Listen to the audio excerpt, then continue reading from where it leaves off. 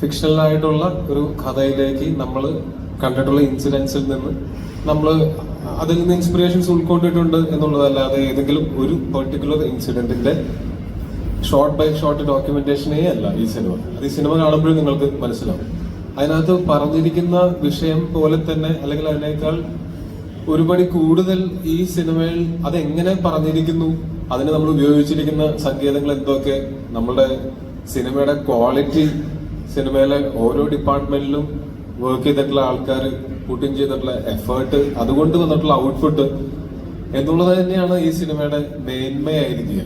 എന്ത് വിഷയം പറയുന്നു എന്നുള്ളത് പോലെ തന്നെ ഇമ്പോർട്ടന്റ് ആണ് അത് എങ്ങനെ പറഞ്ഞിരിക്കുന്നു എന്നുള്ളത്.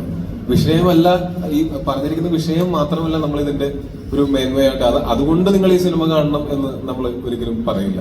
നേരെ മറിച്ച് ഈ സിനിമ നമ്മൾ എടുത്തു വെച്ചിരിക്കുന്നത് ഒരു സിനിമയായിട്ട് നിങ്ങൾ തിയേറ്ററിൽ ഇത് കാണുമ്പോൾ തുടക്കം മുതൽ അവസാനം വരെ ആ സിനിമയിൽ നിങ്ങൾ എൻഗേജ്ഡ് ആയിരിക്കും. ആ സിനിമ നിങ്ങളെ ചിന്തിപ്പിക്കും.